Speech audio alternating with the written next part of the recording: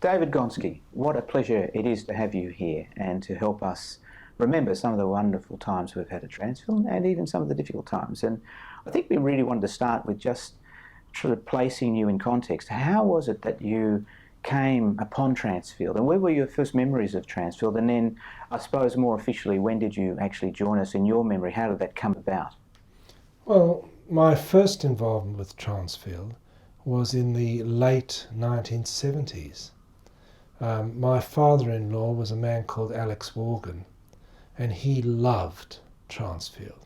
He liked Franco, he liked the people, he said they were real professionals. He had somebody come at his office unsolicited with the idea of how to connect an under-harbour tunnel to the North Shore of Sydney. Because I was a young lawyer and his son-in-law, he called me up. I thought it was the most mad idea I've ever seen in my life. But he said he wanted to talk to Transfield about it. So I said, I may as well come along to the meeting. And we went to a meeting. Shepherd was there, as was your father, Franco, and myself and my father-in-law. And that was the start of the combination for the under-harbour tunnel. And it was amazing because I remember Franco said, let's go and see the Premier about this. This is a good idea. And I thought, surely we've got to work out what the idea is. But over time, the idea was worked up, and Franco, true to his word, got an audience with Neville Wran, who was the Premier at the time. And of course, from that, developed a large project for Transfield, who were very, very forward-looking in the way they looked at it. And that was really the beginning and end at that stage for me with Transfield. And then out of the blue, and it would have been in the early 1990s, I was running my own advisory business, and Franco rang me up. And he said that Transfield was thinking about splitting in a way that was quite innovative. They wanted to set up a unit trust to own some of their completed projects, Undercity Tunnel, various other things. And he said that he'd been told I was good at this, which I think was a lie. But I didn't want to dissuade him from it. So I went to his office and had a number of meetings with him. And I think, Guido, you actually came in and had a chat. And we did quite a lot of sort of preliminary work. That never happened. And then a few years later, again, Franco rang me up and said, would I be interested in getting more involved with Transfield? And in particular, he talked about an advisory group, which was under the chairmanship then of Jerry Gleeson. And I loved Jerry Gleeson, so I was very happy to join. So that was my story. Well, no, I think there's a much bigger one, David, which is the tremendous contribution you've given us since then, since you joined the advisory group and then took on the role as chairman. But before we get there, I want to talk about Alex Morgan, because Morgan Chapman were a huge and very important part of the Sydney Harbour Tunnel. And what a wonderful man he was, and what a great company that he had formed. That engineering consultancy was ahead of its time, and I remember we did a lot of work with them, and they were, on the other side, extremely professional and very diligent in what they did. So, you know, as you say, the Sydney Harbour Tunnel will never have happened without that sort of, not call it chance, but this opportunity of bringing an idea forward to Transfield. And Transfield, I think, was in a stage of its corporate life where it had tremendous respect and had capacity to deliver complex, difficult projects. And in this case, without the championship, if you like, of Laurie Brereton, we would never have had the Sydney Harbour Tunnel, because notwithstanding the fact that Neville Wran as Premier was supportive of it, it really had quite a few obstacles to get through at the time. And what a great project it was. And we need to compliment Laurie for his support in government and championing it in the government. So that's a great project, and Tony Shepherd really needs the credit for that, because he then, as the operative within Transfield, did make it happen and put all those little pieces together. For my part, I'm sorry to say I couldn't play any role in its success, because I was in Brisbane at the time, running our construction division up there. So I saw this project at distance.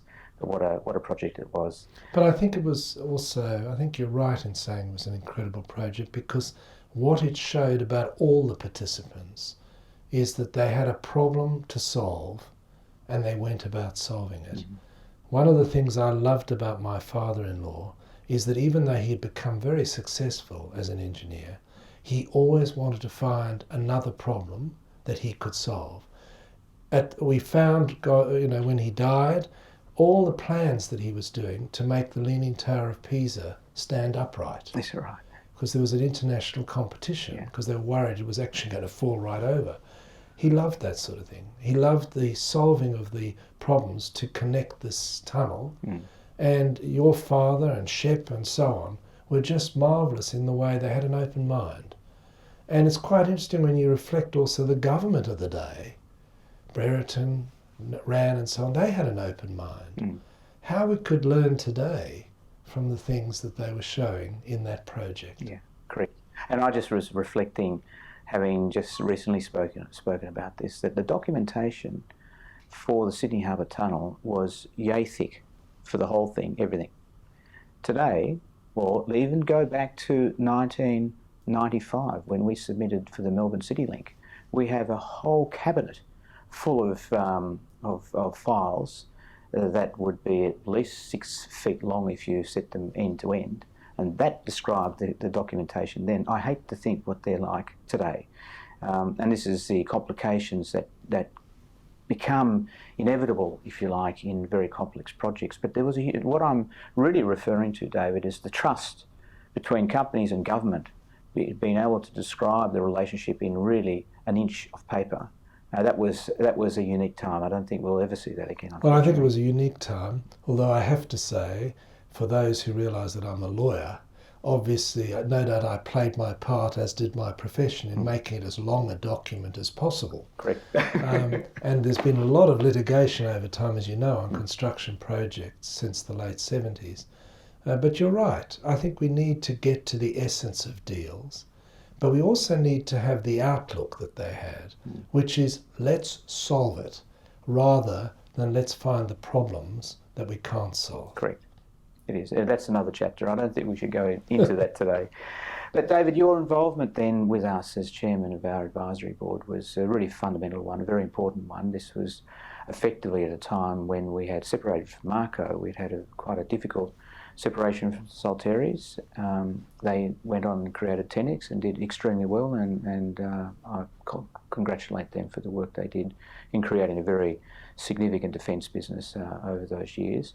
But then no sooner had we separated from the Salteris, we had a disagreement with my eldest brother Marco, and that was a very traumatic period, not a pleasant period, and you did play a role in trying to bring about some a resolution to this problem. But finally you ended up also being the chairman of our board after we did separate from Marco, and that was a very we're very grateful for the work you did there, because it gave us a sense of stability and confidence that we are actually on the right track. And we'll talk about that in a few minutes, that we did do some very interesting things, very positive things. But you might want to comment a little bit about that period, if you would. Well, I think firstly, I've always had an enormous affection for family businesses. If you look at my career, I basically became an advisor to families who, some of them became part of big public companies, others kept it more in the family. But I had a love, and still do by the way, for the family concept. And what I saw in the Belgiorno-Nettis family was, yes, of course one had problems, the splitting with the other family, the Salteris, and then obviously the sad splitting with your brother. But having said that, there is this love within the family, a love which permeates way beyond just the corporate side of the business. I think Franco, he adored art and things that were involved, not just in engineering, but in the society in which he'd come to. And my feeling is Luca and Guido, yourself, have brought that, have kept that alive. And I'm pretty sure probably the next generation will have it too, because how can they escape it? Because you live it and you walk it. And I was very keen to be involved, because I loved this sort of feeling that we do our business, but we want to contribute to Australia. And all of you were up to your ears with cultural things and contributing to various organisations, even before I came along.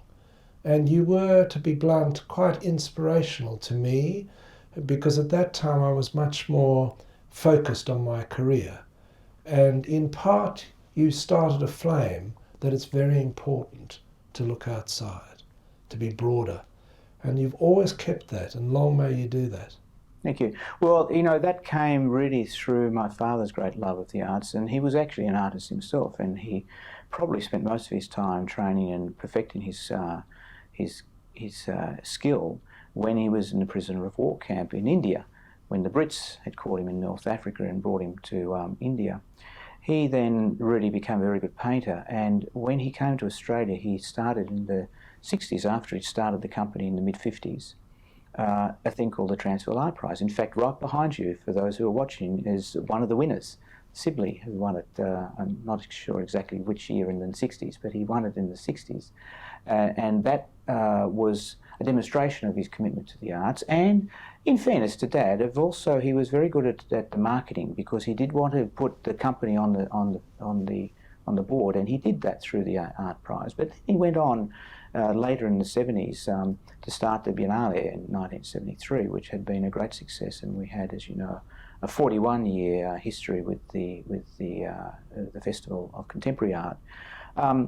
For me personally, and I think the same for Marco and Luca, we were surrounded by this idea of art. We grew up in an environment where, well, didn't everybody have artists to their place, on the weekends, and we'd take them out sailing and look after them, and that was our normal activity. And we saw a number of parties my father hosted for various art activities, and that made us very comfortable with it. So it was, from that point of view, very easy for us to actually step into the arts and feel comfortable.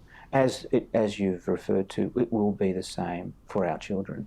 But I think the inspiration is definitely from my father, and I just feel a sense of obligation to at least try to match what he did in his career in a different way in the arts, and hopefully, well, that legacy is yet to be counted, which will be hopefully in a few years' time, because I'm not done yet. Well, I'm pleased to hear that. I must say, you remind me, in my first visit to your father's office, which, as I recall, was in the building we used to call the National Mutual building, I knew enough about art to realise that the painting on the wall was a Van Gogh. And I thought, he's a very successful man. He can afford a Van Gogh. Mr. Bond, by the way, had just sold one. So, basically, I wasn't sure the provenance of this. And he noticed the flicker in my eye as I saw this Van Gogh. And he got so excited with that little mischievous grin, raced to the drawer of his rather large desk and pulled out a certificate of genuineness, which, as a lawyer, I realised there were no certificates of genuineness at the time of Van Gogh. And underneath it says, a certificate of genuineness as a forgery. Correct. Signed by some person I've never heard of. And with mischievous thing, he says, I've got 3 of these. Yes. And it was He had just a a lovely... He had that one, he had a few others, Canelo. He had a number of them. And he was, as you say, he was very mischievous on that side, because he would pull it out. Autore di falso... something di falso autore, which means false authorship. Right. Italian, yeah, so it was good. But anyway, let's maybe go back to Transfield for a second, because those days where Dad had started up in the construction company, moved through the 70s and the 80s into a large construction company, and then in the 90s a major infrastructure, late 80s and 90s, a pure, fully versed infrastructure company, but both owner, a designer, builder, owner, operator of these projects. This was a new phase in Australia, and I think Transfield did set the way, particularly starting with the Sydney Harbour Tunnel and the Melbourne City Link and a number of power stations that we did on concessions. This was a very important period for Australia, and to the point where this country actually won international awards for its project financing, which was done in a way that was absolutely cutting edge for the world, not just Australia. was a very interesting time, and I'm sure you participated, or at least were aware of it on the side during that Oh, I period. was absolutely aware of it. What the novelty, though, is I think also summed up that it is my belief that you were one of the first people to establish a specific services company, a company that would service infrastructure and maintain it, do the engineering operations that came with it. And that was in part my sort of introduction, because that was being established as we spoke. I didn't do that, but somebody else did. And that was very far thinking, if you think about it. 10 years later, everybody else was climbing in. And of course, today, we've got lots of service companies throughout the world. Correct. And that was, we'd actually started the Transfield Service, what became Transfield Services, an internal company called Transfield Maintenance in 1993, and we listed in 2001. So we'd actually identified this in the 90s. And I remember David Iverack was the one who was actually, in many ways, the father of this idea of this division, because we were working for Melbourne Water, repairing their sewage and water pipes under 300 millimetres all through Melbourne, and they asked us, would we bid on the maintenance of their lines around Melbourne? And we said, well, we're not in this business. And they said, well, have a go at it. Well, we'll just think about it. So we ended up getting a Transfield construction letterhead, and we wiped off the construction, and we wrote Transfield Maintenance, and we had no registration. And we submitted our offer, and we won the opportunity. And that's really where the idea of Transfield Services came from. But I remember your father was very interested in it because he realised it didn't need a lot of capital. And when you think about it, that's the sort of revolutionary thinking. We've built all our businesses over time based on the use of capital. That's right. Businesses, however, that can do well without capital are very precious. And he realised that services, maintenance was such a business. It was. So that gave us the confidence, having listed Transfield Services, and actually created a way to conclude the relationship with Marco, which was a very important point at that time, and you'll remember. We then really started our new journey, Luca and myself, with you as chairman of our advisory board, to take on this new sort of private equity. It was like a private equity company in many ways. And we did some wonderful things. We did Charter Hall, we did Campus Living Villages, we did our engagement in the renewable energy business, which wasn't successful, but certainly a brave thing. And of course, Transfield Services kept going through that whole period. So I wonder if we can just flick back to the Charter Hall days, if you remember, because that was not only a successful relationship with what was a very small company that we ended up helping list, but actually quite a profitable one for us as well. Yeah, well, look, I remember it as if it was yesterday, to be honest. Interestingly, somebody else had brought Charter Hall to somewhere else I was sitting, and I remember how much they wanted, and I remember thinking, this is quite daring to put this much money into a company that was basically a startup, property management, operation and ownership entity. I was very impressed with the two Davids who were already there running it. And then suddenly I'm sitting at the advisory board table, and I think it was you or Roy in particular was very interested in it, said this is available. And I remember listening to you guys talking about it and saying, this is very similar to what we've done, except it's perhaps more real estate based than project based. We can actually provide not just the capital, but maybe some guidance and so on. And I remember we formulated there and then an offer. You had it all in your mind, and we talked about it, and Roy was very insistent that certain things had to be in it. The board of advice talked about it, and I remember we wanted a couple of directors, and as I recall, Glenn and Roy both went Correct. on the board. And Luca and I initially, Luca, right yes. at the beginning. And then we looked for a very appropriate chairman, Mm-hmm. and I think found an excellent chairman in Kerry. We did. And off it went. Mm. And I wasn't that surprised that it did well. I mean, I thought the joint CEOs, and by the way, the textbook says joint CEOs never work, but I knew they would. The two Davids were excellent. I think your backup at the beginning was needed because they were more from the real estate agency side, at least one of them, and you gave them a sort of instinct for building a great company. Yeah. And of course, Roy's experience from Melbourne was, I think, useful as well. And it was a joy to watch. I enjoyed that part of the meetings, as you always kept telling us, how it was going and so on. And of course, it was very rewarding for the group. I mean, I don't even want to work up, but the profit was, from memory, about 400%. Yes. Mind you, it did take 2 or 3 years. Yes, it did. It did. And like all these things, there was a certain amount of risk involved with it. However, I think, that relationship which we built with Cedric Fuchs and Andre Biet was fundamental too, because they were the original founders of the business. Exactly. And they had the sort of... And I shouldn't have forgotten them, because they sold the concept. They actually came to one of the advisory meetings. Yeah. And I'm very fond of both of them. Yeah. They're good people. And we still have a good relationship with both, but particularly with Andre, who's moved on to other similar areas. He's helping smaller companies do the similar thing again. So you never know. There could be another chapter with Transfield Holdings on this one. Sounds good. Yeah, it could be. But you're quite right. That was... we could see how we could add value to it. We knew we knew enough about property, probably enough to get into trouble rather than really do anything useful with it. But we knew a lot more about structuring, listing. We had at that stage listed a couple of companies. But you know something else. You were very good at risk. If you look at history, risk management is the essence of great business.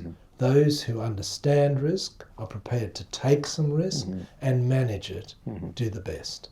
And your training in projects was just that. And I'm sure, I have no doubts, I didn't sit in on the Charter Hall board meetings, but I could feel it just in the way you analysed as they grew. You had this wealth of understanding of risk and reward. Thank you, David, but I was always...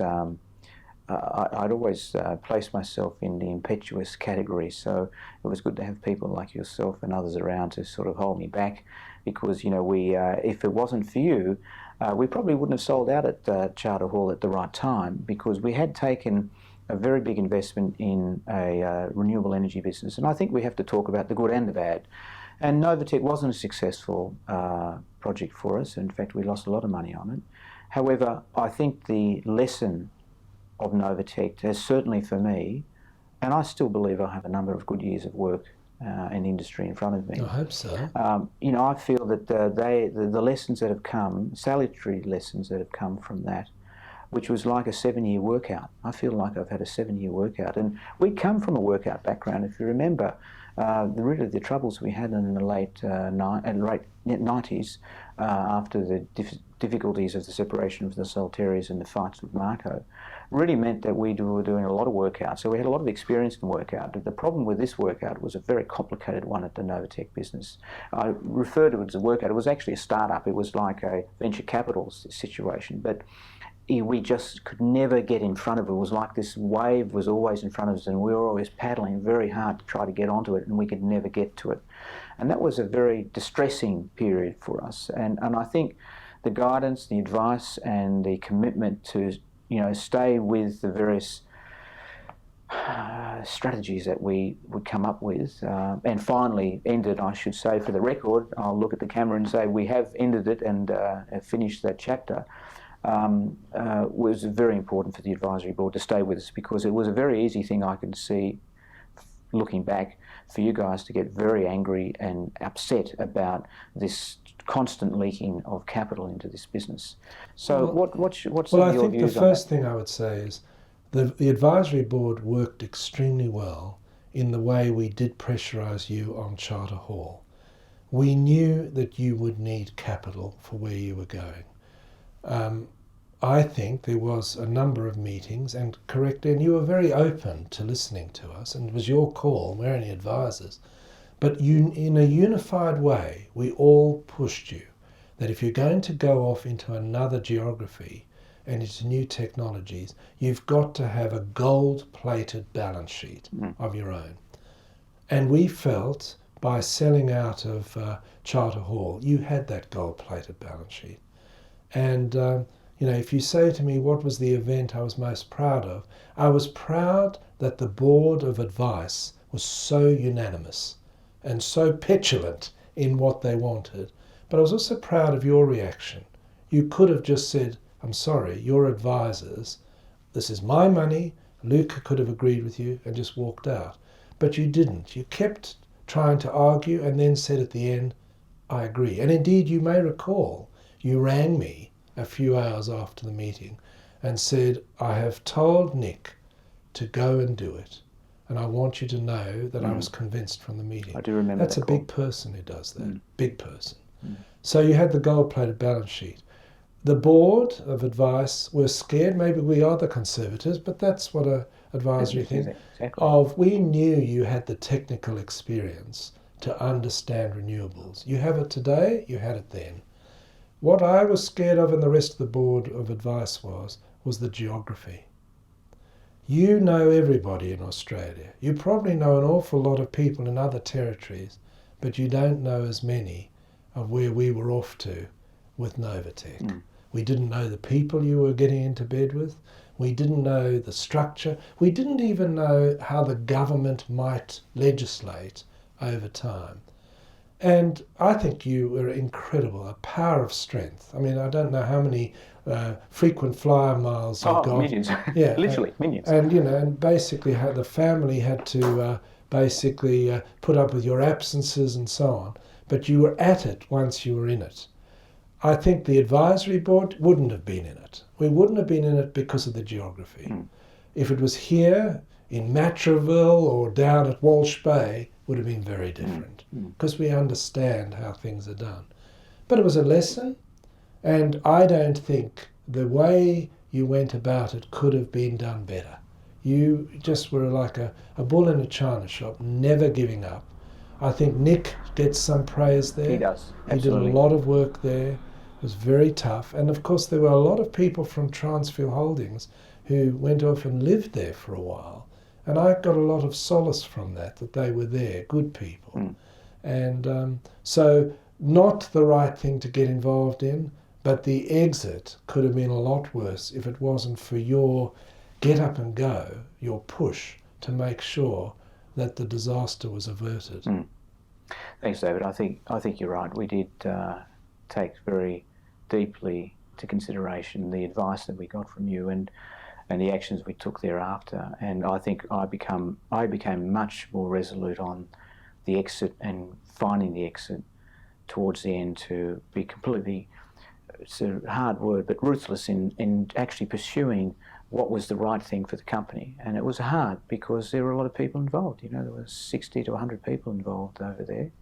And they all knew, but you know, what was interesting is notwithstanding when we actually put the company in receivership only a few months ago in March, we actually spent a week there with them, and they knew it was coming, and almost without an exception thanked us for the commitment and the journey that they'd had during this period, notwithstanding the lack of success, final success of the company. I mean, we had a number of successes on the way through, but never one to actually make the company viable in the long term.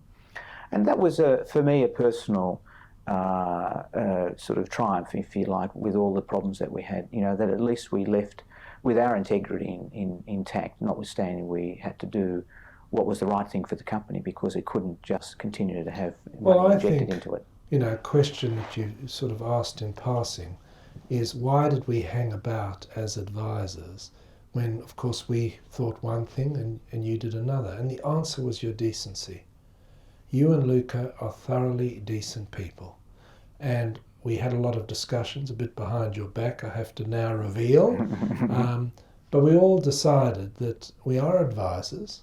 We give the advice. If you don't take it, that's fine. But on the other hand, you're worthwhile.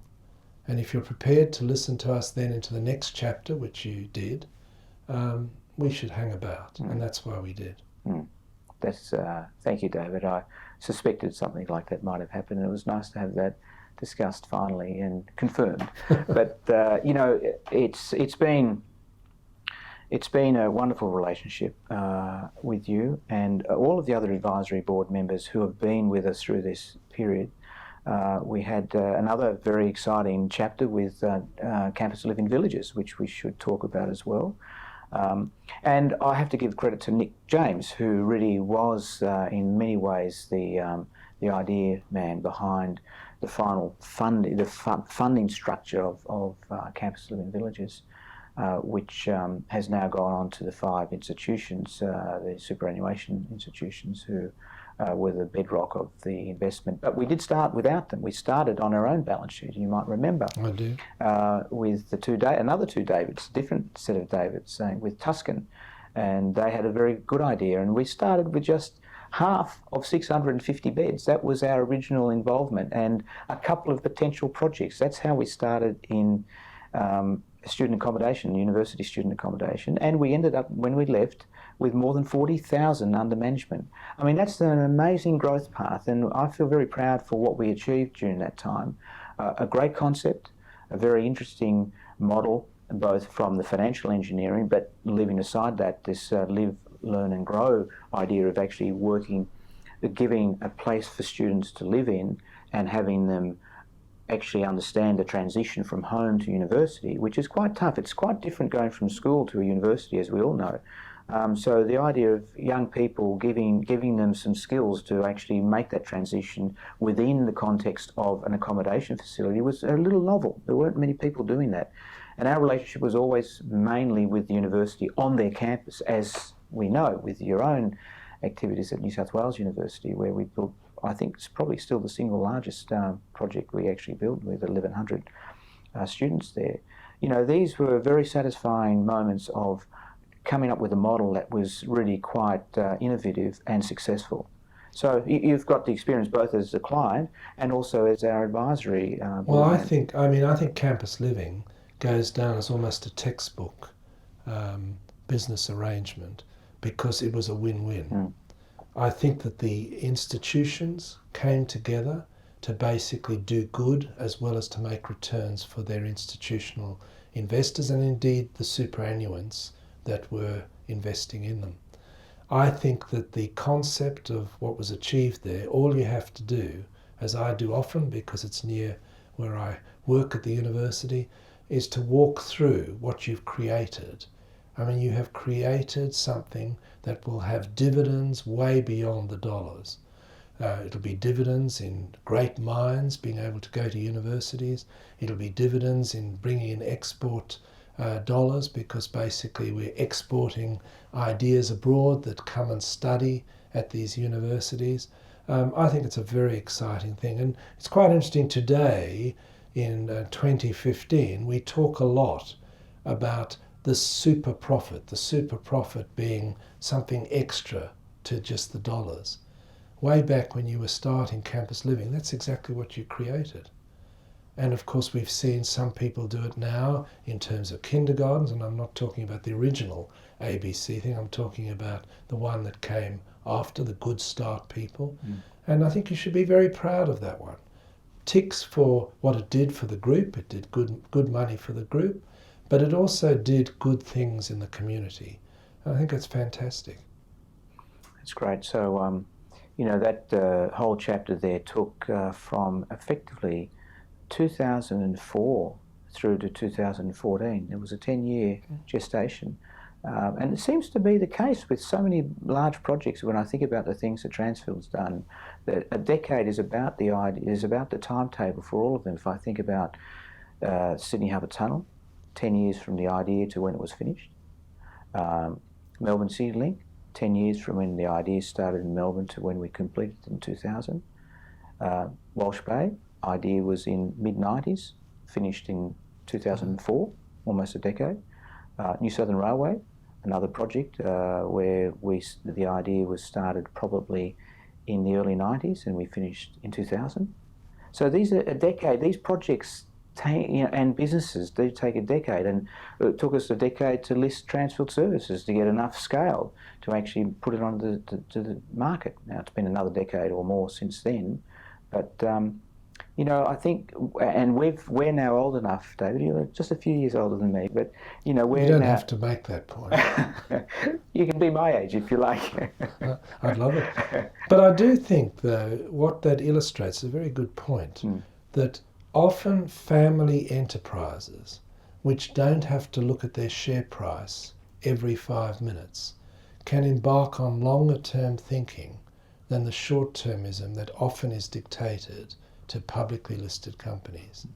And what you've done in terms of a number of the projects, including, I might say, campus living, is to be prepared to look out a number of years. And one of the things that I really push today, and I use you as an example, is if you don't look out that period, you will either give away a lot of what that asset can produce, because you'll sell too early, or alternatively you do something even worse, and that is you won't build solid foundations because one's so keen to pass the parcel on to the next person. And I think you can be very proud of a long-term view. And I hope, I don't know what you've got in mind in the next chapter, even though you are younger, you should still take some advice from this old guy. Look forward, do the 10 years, because in 10 years you can build something of substance. I agree, David, and I do intend to continue to seek your advice from time to time, and I do believe I've got a 10 or 15-year horizon. I look at my father and where he was at my age in the building of Transfield. It was still, the company was still relatively young when he was my age, so I feel I've still got a number of good years in front of me. Can I also say my introduction formally to him, I don't count the Under Harbour Tunnel, but when I actually went to his office that day and looked at the Van Gogh and found out it was a forgery, he was in his 70s, well and truly in his 70s, and his vision was still for 10 to 15 years. Yeah, thereafter. So there's hope from even me. Yeah, well, I think, we both demonstrate parents with great longevity, so hopefully we'll get that gene. So.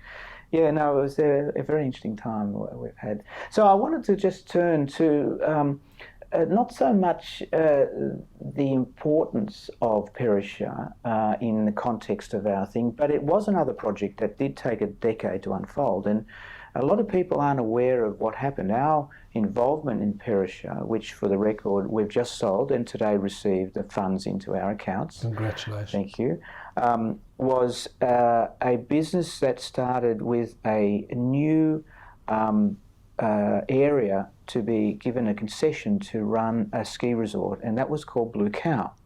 And Blue Cow was adjacent to Perisher, Mount Perisher, which the Packers owned through Murray Publishing. And they had Smiggens Holes in Perisher, and then we created this thing called Blue Cow above. And we built a tunnel under the rocks to actually access this resort all through the year. So the tunnel broke out effectively at the top of the mountain, which was covered in snow, but it started underneath the snow line, which was, sort of, in a sense, an inconceivable idea, but in fact, well executed. And so we did this with Kumagai, which we need to give thanks to them, who are also our partners in the Sydney Harbour Tunnel. So we need to thank our partners who really did allow us to achieve such incredible projects. But getting back to Perisher, when we opened up Blue Cow, it competed so vigorously with Perisher, they initiated talks with us to merge our resort, which is what we did. So we ended up on an economic basis being 27% and they were 73%, simply because they were always going to be bigger. They had many more lifts, they had much more capital invested, but we've had more than a 20-year relationship with the Packers, which is concluded in this chapter, but continues at the Art Gallery of New South Wales Board, where I have Gretel on the board as a trustee.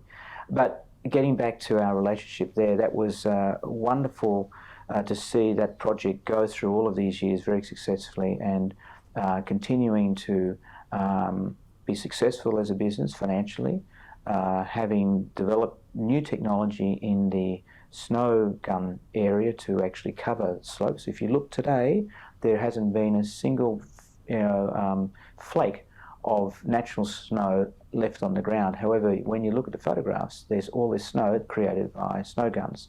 So Perisher has become very successful in actually allowing people to ski even when there is not a good season to start with. So that's been a great example of a project, again, how it can morph from one area to an investment, and we've been involved with Perisher for more than 25 years, a long, long time. But it's also, in my opinion, a good example of how two great families can come together. In my time on the advisory board, I watched Perisher. The investment in Perisher had already been done when I came along.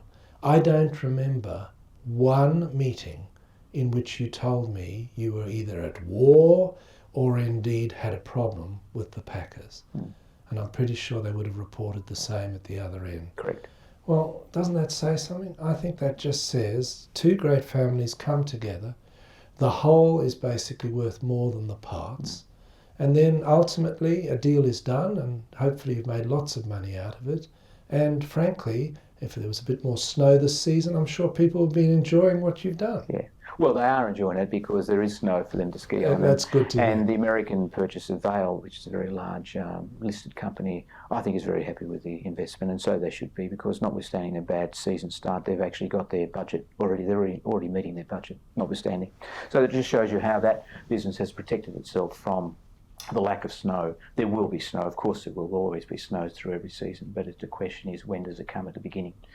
So that really probably covers a lot of the projects that you were involved in, or you oversaw as chairman during that time. And I think what I'd like to sort of end on is coming back to the philanthropy area, David, which is something that you and I both share a deep commitment to, in similar and different areas in your legal and intellectual contribution to trying to improve the way governments in particular do help small arts companies and larger ones. That's been a great contribution. But from our part, we've actually done two things which is a little unusual for most philanthropists, and that is that not only have we contributed money, we've contributed intellectual capital by being involved directly in the actual operations of these things. Luca with the Biennale for 14, 15 years. Myself a small stint for 5 years with the Biennale, but more importantly my time with the Australian Chamber Orchestra, which is 15 years as well as chairman and 5 as a director. So during all of those periods I feel, and I know Luca would feel the same, a tremendous sense of achievement of actually helping guide these institutions through the various traumas, because arts organisations are never easy and there are difficulties. And I think that that's one of the great things one can do. And I have, of course, the great privilege of being president, following not quite directly after you, as president of the Art Gallery. Another wonderful honour to be able to give back to our community. So I thought we could discuss that. Well, let me say, I think you and Luca have set the bar very high in general. I mean, there are many who've done very well and who have decided now to give money, and many of them come to see me or you or whatever with difficulty, saying, I know how to make money, how do I give money? And what you and Luca have done par excellence, if I may say so, is that you have always put your time and effort, your brain, your concepts in, as well as your money, and it shows. Care, which is a concomitant of dealing with money, is a wonderful thing. What you've done at the ACO, I think, is, if I said it was a miracle, that would suggest that somebody of higher authority did it. But you've done it, and you and Richard are absolutely in my opinion, the poster boys. I mean, as the chairman of the Australia Council, how many years ago when you took that on, I knew it was almost bankrupt. And you sorted it out. We did. We were at you sort of about reserves, you may recall, and then you showed us you had plenty of reserves. It was fantastic. Luca, his tenacity with the Biennale, I think totally wrongly judged, and I'm happy to say that publicly. I think what he gave was his whole sort of being to the thing, and to link him to a company that you only owned about 12% of, which he wasn't even on the board of, etc. I just think it's one of the travesties. And I hope going forward that people will note what you and Luca have done, whether it be for the arts or just generally in the philanthropic community. Because if everybody who has wealth acted like the two of you, this place would eclipse America. Whereas at the moment, as you know, we're behind America in the giving by the rich. And I just want to say one final thing. When I was chairman of the Art Gallery, which, as you rightly say, is the most marvellous gig, I came to you and I put to you an idea. And the idea was that your family should donate quite a considerable amount, because we needed it for a flow-on effect, which would mean John Calder would then donate an enormous amount, and we could get money from the government to fix up various parts of the gallery. We couldn't have done it without you agreeing to honour your father in that way. You, Luca and Amina all jumped at it. And I remember the function very clearly because I felt great about it when we opened the Franco Belgiorno galleries. And it stands as a testament, not just to the man, Franco, but to what he's passed on to you and Luca. So I have no doubts about that. You don't need an advisory board in philanthropy. You should be the ones advising all of us. Thank you, David. That's an extremely generous comment, and It's a true comment. I take the compliment because we've worked hard at it, and we do it with love. Really, it's a love for the form and for the various things that we have decided to follow. And we've got great examples like yourself and others who have shown us the way because you've been involved in philanthropy as well. And I think that Caldor gallery, which came from the 4 million that we donated to the art gallery, was critical to its, interestingly enough, thereafter, in fact, we made the commitment before I was invited to be a trustee, and then I ended up being the chairman of the subcommittee that actually saw the installation of the Caldor gallery and, in fact, the Lilyfield storage facility, which was the debunking of all of the works that we had in the previous area of the Caldor gallery.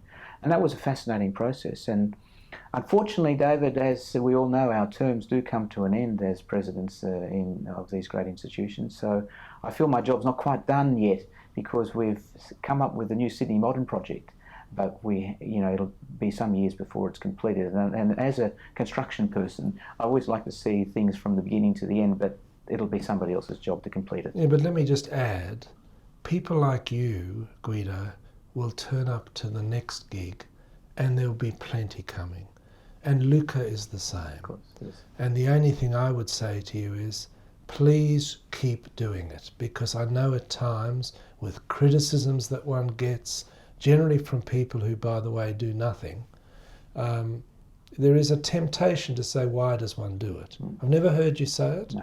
but I'm just saying, if it ever is in your mind, just be aware of what you, your brother Luca, and I might say Franco, have created. We're in your debt, but I think there'll be many, many more chapters, and I look forward to watching them. Yeah, and hopefully we might even share some together. That would be great. That would be a delight. Wouldn't that be beautiful? That would be a delight. Thank you, David. Thank you very much. Thanks, Guido.